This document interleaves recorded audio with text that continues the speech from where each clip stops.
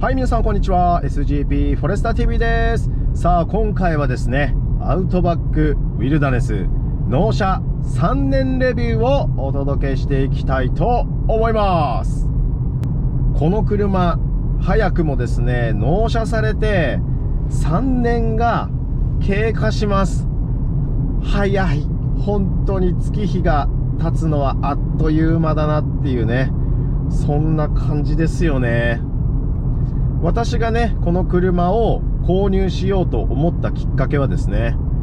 ボクサーさんのアウトバックウィルダネス、そちらが、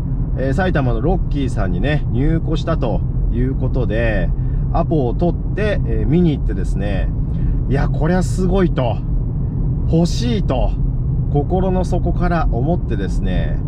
次、車が来た時は連絡くださいということをお伝えして、その日はね、帰ったわけですけれども、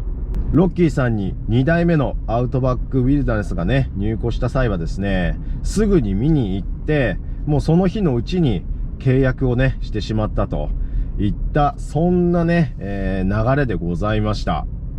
このね、3年間、このウィルダネス乗ってきて、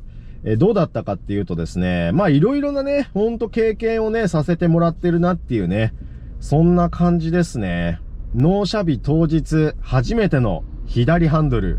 しかもミラーの見え方が左と右では違う。そして運転席に座った時、やけに左寄りに座るんだなってね、驚いて、これ大丈夫かと。無事に家までたどり着くことができるのかと、本当にね、思いました。左ハンドルはね、本当運転していれば慣れてしまうもので、今となっては右も左も普通に運転できるっていうね、そんな感じになっております。で、こちらのアウトバックウィルダネスをね、簡単にね、ご紹介させていただくと、このアウトバックウィルダネス、北米で売られているモデルになります。なので、国内では、販売されていないね、モデルとなっておりますので、並行輸入で国内にね、持ってきたという、形になります。で、このアウトバックウィルダネスの特徴としてはですね、最低地上高が 241mm と通常のモデルに比べて上がっている。さらにタイヤは横浜のジオランダー G015 オールテレインタイヤが装着されていて、で、さらにね、撥水系のシートが使われておりますので、アウトドアでね、がっちり使う車としては、本当にね、魅力ある車になっております。このアウトバックウィルダネスがね、登場した当初、国内で販売したら、絶対に買いたいっていうね、声がね、本当に多かったんですけれども、結果的には国内販売はできないという形で、それに代わるものとして、ブーストギアのコンセプトっていうのが出てきたといったね、そんな、感じになってます。ブーストギアがね、国内で販売されるのかどうかっていうところは、まだ不明でございます。ここら辺はね、スバルに頑張ってほしいなと、本当にね、心の底から思っています。国内のアウトバックには 1.8 リッターターボ CB18 エンジンが搭載されておりますけれども、このアウトバックウィルダネスは北米の車なので 2.4 リッターターボが搭載されております。で、国内にもね、2.4 リッターターボを搭載してほしいという声が非常に多かったとは思うんですが、国内のアウトバックは2025年の3月31日をもって、受注が終了するという発表がありましたので、結果的には 2.4 リッターターボ搭載モデルは販売されなかったといった形になります。で、2.4 リッターターボの印象どうかっていうとですね、やっぱりね、アクセルを踏んだ時の鋭い加速であったり、このような大きなね、車体を動かす動的質感っていうところを考えるとですね、やっぱり 2.4 ターボは良いとは思う。ただ国内で 2.4 リッターターボのパワーが必要かどうかっていうと、私はそこまでね、必要性はないなと思います。やっぱり国内で走らせる分だったら、1.8 リッターターボで十分なところはあるんだけれども、やっぱりね、2.4 ターボが乗ることによって、フラッグシップ感っていうところがね、はっきり出てくるので、そこはね、魅力的だなとは思います。で、気になるね、燃費なんですけれども、まあ大体ね、街乗りなんか走っていると、そうですね、今 10.2 とね、出ておりますけれども、こちらはカナダ表記になっているので、100キロ走るのに 10.2 リッター必要ですよというね、そういった表記でございます。なのでこれを、リッター換算に直すとですね、大体今回の給油で、そうだな、9キロぐらいかっていうところですね。そうか、でも一回高速を走ってるから、ちょっとね、伸びてる感はありますね。で、障害燃費なんですが、この車は3年乗って、距離としては1万キロです。1万キロ少ないじゃんって思う方いると思いますけれども、まあ私はフォレスターと2台体制で乗っているので、まあこんなもんかなっていうところ。ただ、当初の予定としては1万5000キロぐらいかなって思っていたので、まあそれに比べれば少ないです。で、この距離の少なさっていうのは、まあこの3年で生活環境が、まあちょっとやっぱり変わってきたというところ。子供も大きくなって、家族でどっか遠くに行くことっていうのが、やっぱりね、昔に比べれば少なくなったし、ボートを手放して霞ヶ浦に行く回数っていうのも減ったので、走行距離は以前よりは少なくなっているというところでございますが、まあこの3年間1万キロ走ってきての、障害燃費はですね、100キロ走るのに 16.4 リッター必要ですよっていう表記になっております。で、これをリッター換算にした、燃費はテロップで入れておきますけれども、まあ、リッター7ぐらいかな ?76 ぐらいかなっていうところですね。まあ、アセントよりかは正直良いとは思いますけれども、そう、アセントよりかは良いとは思うっていうところでございます。もし国内のアウトバックで 2.4 リッターターボを積んでいたら、まあ、このぐらいの燃費になるぞというところでしょうね。まあ、この車3年間乗ってきて、まあ、分かったことは何かというと、ブレーキがね、正直あんまり効きが良くないっていうところですね。で、これなんでかっていうと、まずタイヤがオールテレンタイヤを履いているっていうところと、あとは、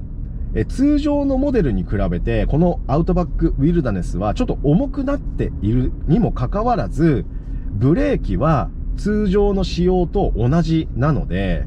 必然的にブレーキの効きっていうのは、通常モデルに比べると悪くなるかなっていうね、そんな感じなんですよ。はじめ、フォレスターの感覚で、まあ、運転していたりしたから、ブレーキのね、効きがあんまり良くないことにちょっと焦ったこともありました。うん。なので、2.4 リッターターボを積んでいて、加速度がすっごい気持ちよくて、スピードも出るんだけれども、あんまりね、スピード出しすぎると逆に止まれないっていうね、そういったこともあるから、結構ね、スピードのコントロールはね、注意しています。これはね、やっぱり乗ってみないと、わからないかなっていうね、そんな感じですよね。このアウトバックウィルダネスは、まあ、なんだかんだで国内には数十台は入ってきてると思います。いろいろな並行輸入屋さんがちょいちょい入れていたので、そう、国内ではね、数十台は入ってきていると思うんですけれども、まあ、欲しいんだけれども、まあ、左ハンドルだから、ちょっと無理かなってね、思ってる方いらっしゃるかと思うんですが、経験者からお伝えすると、ぶっちゃけね、左ハンドルはもう慣れの問題ですね。そう、慣れの問題で、特に不自由な感じはしてないですね。ただ不便だなって感じるのは、ドライブスルー入った時。そう、ドライブスルー入った時はね、やっぱりね、ちょい不便は感じるんだけれども、例えば都内の駐車場なんか、今や発券機で券をね、取ったり入れたりしなくても、入出庫できたりする場所もあるので、結構ね、左ハンドルでもいけちゃいますね。ただ、場所によってはね、そういったことができないので、マジックハンド。これを使って、券を取るときだけね、マジックハンドでピッてね、抜くっていうことはやってます。そう、だから、左ハンドルだから、並行輸入に乗るのはちょっとやめとこうかなっていう考えは、ちょっとやっぱりもったいないかなとは思います。その並行輸入だからこそ味わえる体験っていうのがやっぱりありますので、そこで判断するのは正直もったいないかなとは思うので、ぜひですね、並行輸入のアウトバックとか乗りたいっていう方は、一歩踏み出してね、乗っていただければと思います。ただしね、気をつけなくてはいけないことがあるんですけれども、この車並行輸入ではありますが、基本的にこの3年間ノートラブルでは来てます。定期的なオイル交換、点検のみで走れていますので、基本的には国内のスバル車に乗っている感覚で乗れているというところです。ただし、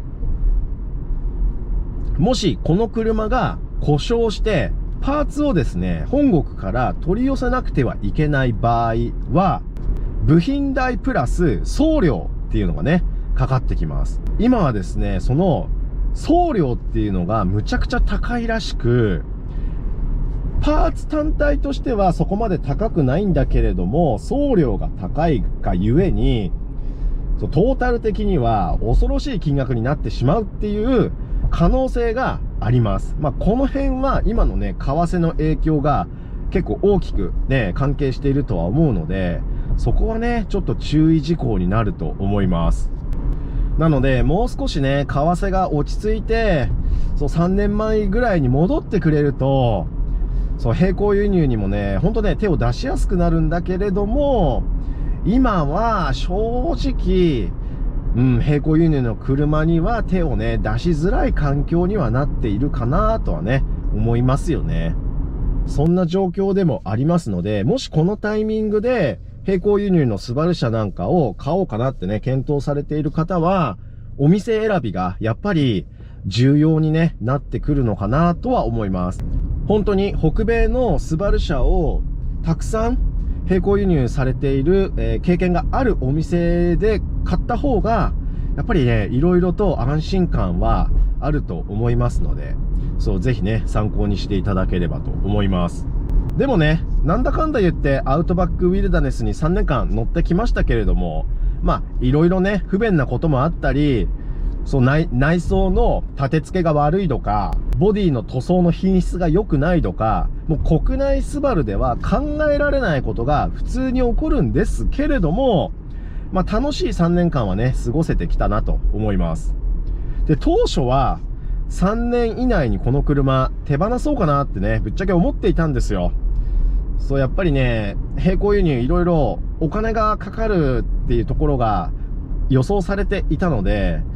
ちょっとね、3年以内で車検通さず手放そうかなって思っていたんですが、